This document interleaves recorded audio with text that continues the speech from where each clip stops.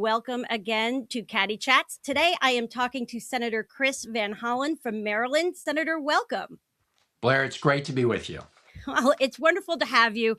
Now, we're going to be talking about a lot of serious stuff today, but we do always ask all of our guests whether they have ever had a cat, whether they're a cat person, whether they've ever known a cat lover who has made a difference in their life. We are, after all, Cat Ladies for America.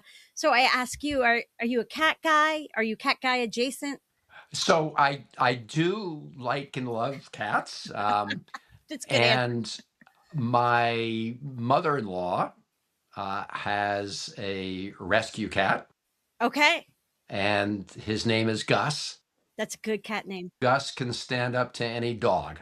And Well, we love our uncatted allies too, but yeah, that's usually how that goes. and I will say that my team, we did a little survey on my staff.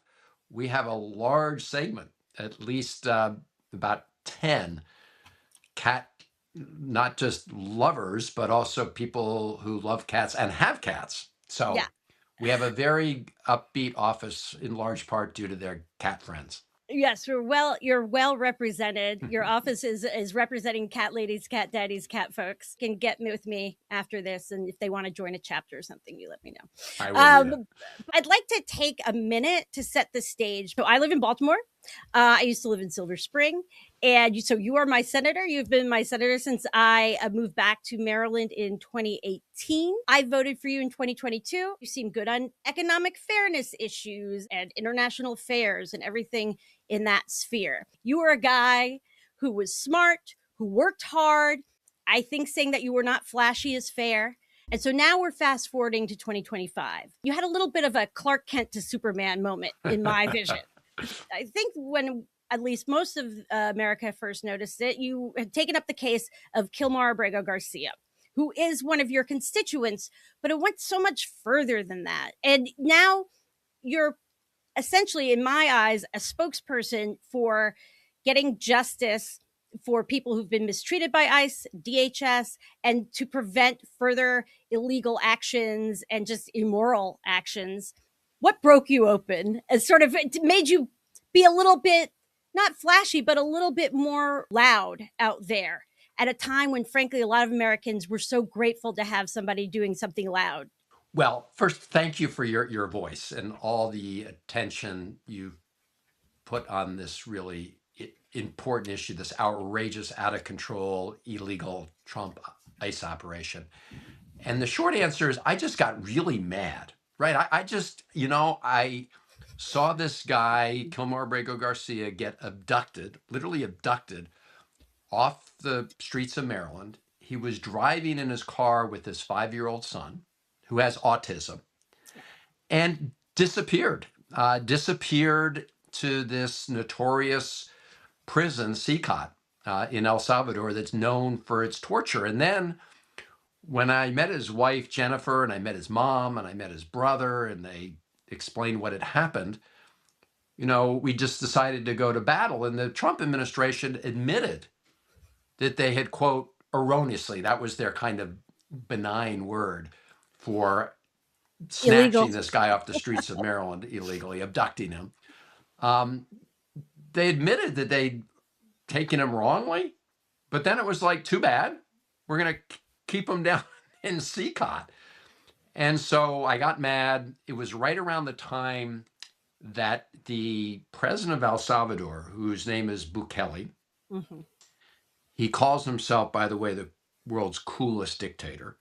He's not cool. He is a dictator. And he was visiting Donald Trump in the Oval Office right around this time. And I wrote to the ambassador from El Salvador, and I said, Bukele's in town. I'd like to meet with him while he's in Washington, D.C. to talk about the fact that he's complicit with the Trump administration in abducting my constituent off the streets of Maryland.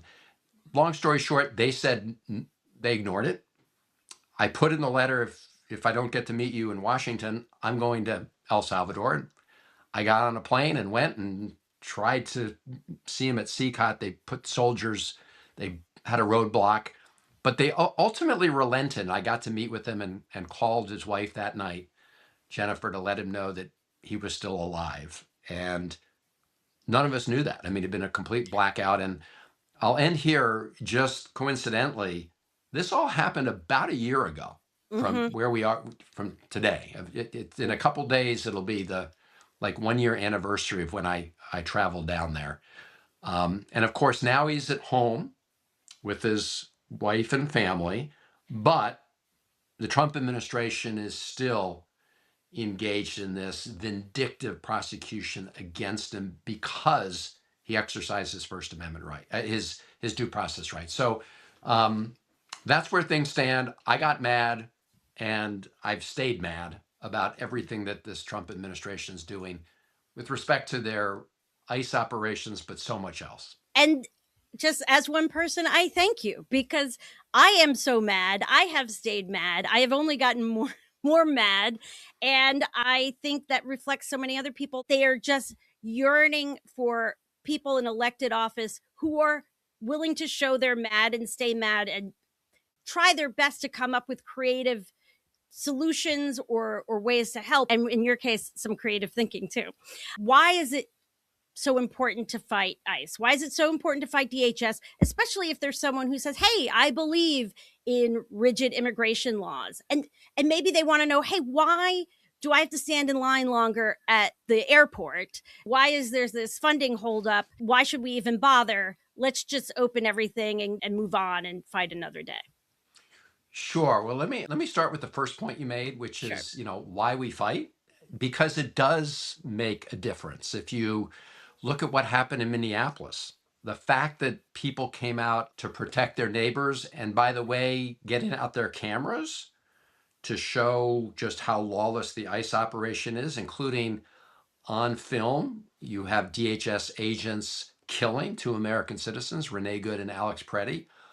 Just an awful thing. But imagine if that had not been on camera, because we know ICE lied and DHS lied. They called the victims domestic terrorists, but the American people got to see with their own eyes what actually happened. And so showing up makes a difference. And I will say, in the case of Kilmar Abrego Garcia, it was a year ago. There are a lot of people that did not want to rock the boat at all, right? Most people, it felt like, from my side, you were the boat rocker. Thank you. And I got back, and there were a lot of people that were, critical. They were sniping. But if you go back and look at the beginning of the turn of public opinion, it's when a lot of Americans recognized that Trump was lying when they said they were just going to go after the worst of the worst. And people also recognized that it wasn't only an immigration issue. It was an issue of due process rights, constitutional rights, and that they were stripping away his rights. And if they stripped away his rights, it could undermine and threaten the rights of everybody. And so you even, you had Joe Rogan and others saying at that point, this is kind of crazy. And the tide did begin to turn. And now you fast forward today, and a couple of weeks ago, the Trump administration sent up to Republican members of Congress a memo. It said, don't talk about mass deportation. Imagine. Because they know the American people don't like what they're seeing and witnessing, because overwhelmingly the people that they're detaining and deporting pose no public risk, according to their own numbers. So, long story short, I think the American people are with us in wanting to rein in the lawless ICE operation. And they want really meaningful reforms at ICE too. And the position that I've taken from the start is not one more dime for a lawless ICE operation. I've also said from the start that as we try to negotiate meaningful reforms, and between you and me, I don't think the Trump administration's ever going to agree to meaningful It's reforms. not going to. I don't think they're going to agree to it. So what we said was, and we said this, weeks and weeks ago, let's go ahead and fund TSA, right? We shouldn't have long lines at the airport. That's ridiculous. Let's fund FEMA. They provide emergency response. Let's fund the Coast Guard. Let's just fund those entities while we negotiate over reforms at ICE. And they said no. They are the ones that wanted to create these long lines at airports because they thought that by creating that pressure, that we would just say, okay, you can have all the extra ICE money and you don't need to reform it. And we said no. And at the end of the day, in the Senate, Republicans actually agreed with all of us. And we sent this bill to the House that does fund TSA, FEMA, and they've blocked it so far. But, and I'll end with this, because it turns out that because in their big, beautiful bill, right, last year, when Republicans, gave billionaires this huge tax cut, a permanent tax cut, and they cut health programs, they also provided a boatload of money to ICE and to DHS. And so they had this money that could be spent. And all along, it turns out, Trump could have used that money for TSA. He's finally doing it now. But the question is, why did he wait 45 days? And the answer is they thought that those long lines would force us to just, give the whole ICE operation a blank check. We didn't do it. The fight goes on. And, I'm glad finally they released the money for TSA. Thank you so much. And I think to your point too, that the due process and the First Amendment issues, those aren't limited to people who are immigrants. I mean, it would be bad enough if it's being done to somebody with less power. It's just a preview for what can be done to everybody, I think. And I think you've been really strong on that too. Thank you. I'm sure you've heard we have a new DHS secretary, Markie Mark. Do you think that's going to change anything? New face, same policy. Yeah. I don't think it's going to change anything. They're trying to change their rhetoric. I mentioned this memo they sent up to Republicans on Capitol Hill saying, don't talk about mass deportations. So they realize that what they're doing is very unpopular with the majority of American people. So they're going to try and change the tone. But Steve Miller is still, they're the architect at the White House, given full control by Donald Trump. So bottom line is they're going to pretend they're doing things differently, but they're not doing things differently. And we're seeing in Maryland that they're really not doing things differently.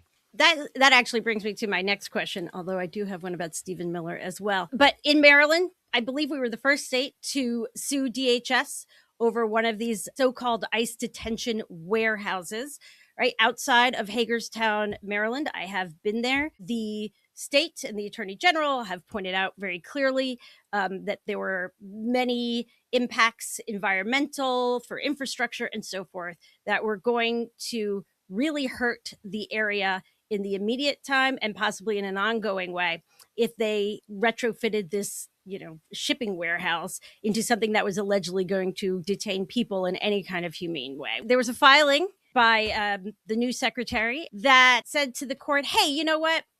All that stuff, that just seems so negative. We're going to house maybe 500 people. It's not going to be a big deal. One, do you think that is accurate? Do you think they're telling the truth there? And if not, it just seems like a lie. How do we call them out? And do you think they're likely to overcome or at least get this case as it stands right now thrown out because they're going to say, well, there's really not standing. There's really not the issues that are described. So first, I will say you can't trust anything they say.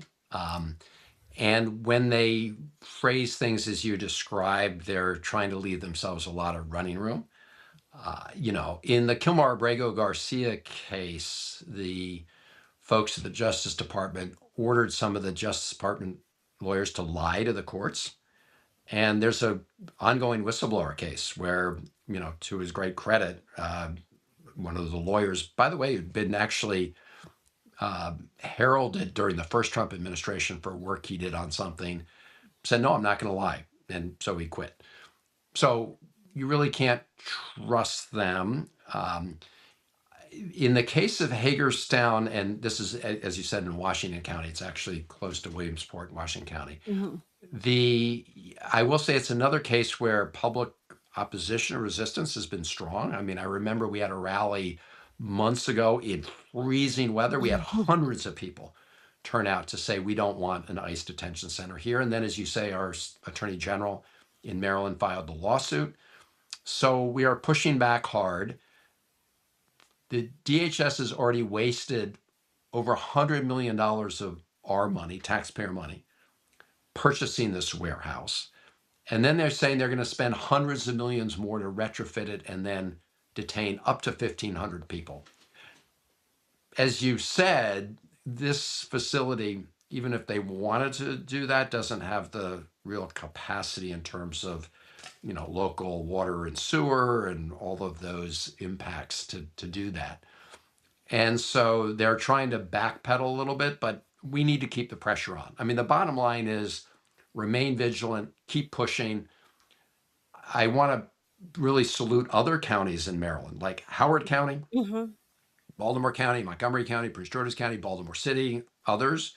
They've all passed laws prohibiting ICE detention centers in those counties. Howard County had to move very quickly because they got word that ICE was going to build one. And I remember within a week, they passed a local ordinance barring it. So other counties have been good in responding. Unfortunately, the Washington County commissioners did not act to block it. In fact, they said they kind of wanted it. They really did. The Say that. people don't want it. And so we're all pushing back. But remain vigilant is the bottom line. And by remaining vigilant, just as basic as if there's a protest and you can show up, show up. Keep sending emails even to the people who are in government who you don't think agree with you. Is there anything else along those lines you'd recommend? Right. Those are the main things. Showing up matters. And again, I think it mattered when we all showed up in Hagerstown, months ago. It's mattered that people in Minneapolis showed up. So keep showing up, but keep doing the other things you're talking about as well. And sometimes we benefit from information that comes in the hands of somebody locally, right? They see a filing at the local courthouse or at the local, Washington County, Department of Environmental Services, and having that information, close to real time also can make a difference. Yeah, I know Hagerstown Rapid Response and some of the other groups are really, they're doing great. They've really made it almost, these people have second full-time jobs now. So much appreciation to everyone who's doing that. They are acting as if things have calmed down in Minneapolis or across the country. Like, oh, we're much less intense now. Is that accurate? Should people believe that ICE has tamped down its procedures, its work, that it's being a kinder, gentler ICE out there right now? No, that's just not true. In fact, you mentioned a case we just had in Maryland within the last 48 hours. A fellow by the name of Ever who ICE has not even alleged that he has any kind of past criminal record. He's married. He's a member of the community. He was rear-ended by ICE vehicles. He ended up in the hospital, the Johns Hopkins Hospital. They would not allow him to see his lawyers in his room. They wouldn't allow the hospital to share any of his medical records with his lawyers so that they could understand his medical situation. As we speak, he's now in the Fallon building. So he is now in ICE detention, and we're very involved in monitoring this case and in touch with his lawyers. But, as we were discussing, they continue to take people off the streets who, by their own account, pose no risk to public safety. And may have legal status. In many cases, they have legal status. In many, many cases, they have legal status. And despite that, they decide to ship them away. And, we have been successful in getting some of them brought back home. But in the case of this small businesswoman in Hagerstown, she had a nail salon, Vietnamese American woman. She had been here 20 years, beloved in the community, very popular business. They sent her to detention in Washington State, and then they brought her back. But when she showed up at her ICE, monitoring session, they picked her up and deported her to Vietnam. I was there at outside the Fallon building the day that Kilmar Abrego Garcia was. He had come Yeah. back. He came back on like a Friday, and they were like, "Oh, guess what? You have a check-in hearing on Monday." And they of course picked him up again. That's the thing I think that gets everyone so frustrated, and why they're so grateful to see someone go to El Salvador or do other things just to bring spotlight on it, that it just seems completely lawless and there are no rules, and it just, they want to send people to a black hole and so they can never complain. That was just me talking out of frustration. I'm so No, but sorry. you're right. I mean, this is the other why it is so important for everyone to shine a light on it, whether it's with their camera or with their voice. I mean, take the Baltimore holding facility. Yeah. You probably remember when that video went viral of people just crammed in there, totally inhumane conditions. I tried to go the next day. They refused to let me in. We were able to go back a number of weeks later because a judge had made clear what we all understood, which is that members of Congress have a right, and I believe a responsibility, to go conduct oversight. But when we went, it was interesting. The day we went, there was nobody there. Mm-hmm. Um, a a federal judge from Baltimore who works out of that same building. It's a government Mm-hmm. building, federal government, called the Fallon. As you know, you've been in front of it.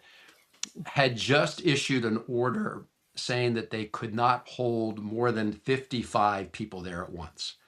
Now, just to give you an idea of how many people they had been holding there, they claimed it could take up to 226 people.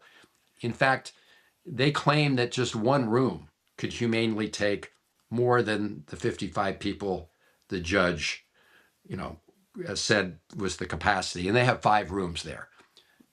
Totally inadequate conditions, inhumane conditions. But my point is that all of this, the protesters, the people with cameras, the judges, all of this is part of the system to protect people's rights, including their constitutional rights to due process and free speech. Yeah, those are pretty important. They just don't seem to exist when it comes to ICE, in my view. I was a lawyer for a hot minute, a very long time ago.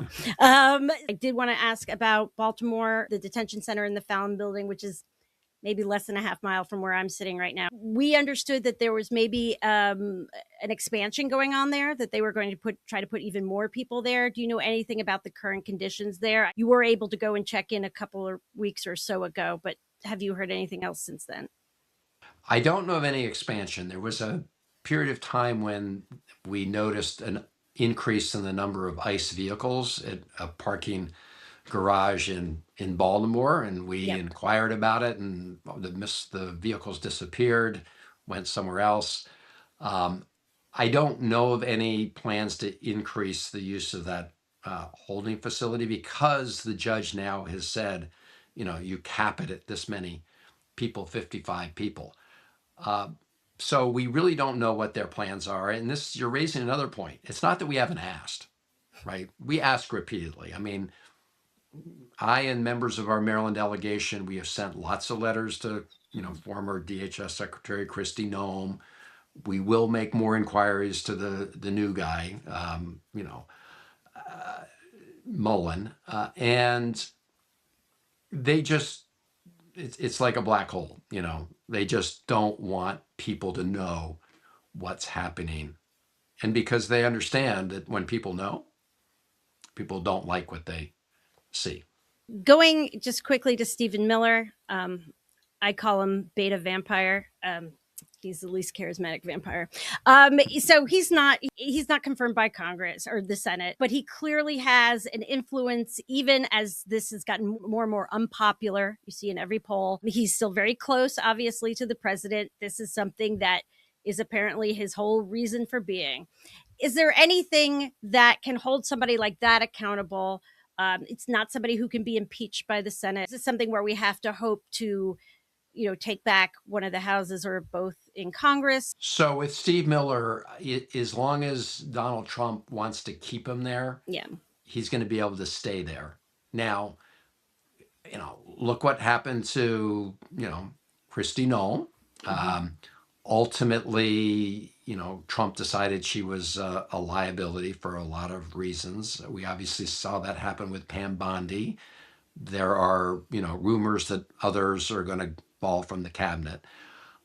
Unfortunately, what we know about Steve Miller and Donald Trump is that they really are peas in a pod, and Steve Miller is the implementer for all of the outrageous Trump actions when it comes to, ICE lawlessness. And I think what we need to do is continue to really shine a spotlight on his comments, because what Trump has tried to do, as we've said, is put a new image on all this, right? They like that memo, don't call it mass deportations.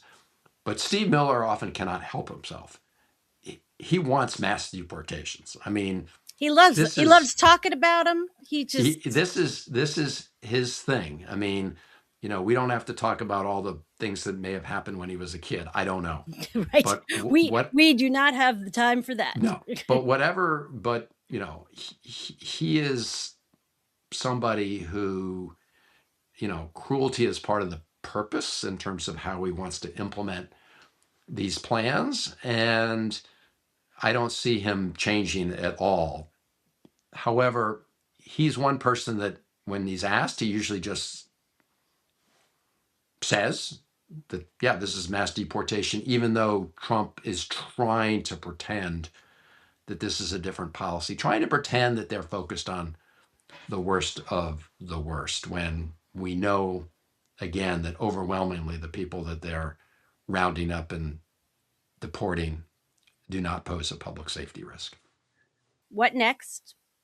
Which may be more of the same, but what's next for anyone in this fight, including elected officials? What can they do? And then what gives you hope? Well, what's next is also kind of what gives me hope, as long as people keep showing up and keep pushing back. Because, a year ago when I went down to El Salvador to meet with Kilmar Abrego Garcia and begin to try to bring him back in accordance with a 9-0 Supreme Court decision, back then people were not willing to, push back. That has changed dramatically. And we've seen, starting then, a shift in public opinion. And so what that has done is it has put the Trump folks on defense on these issues. And it is what is also it's public sentiment that has given a lot of my Senate Democratic colleagues, the willingness to push back and say not one more dime for this lawless ICE operation. And so we need to keep doing the same. We need to make it just harder for Trump to do what they want to do. And the more we can get this into the court system, the better overall.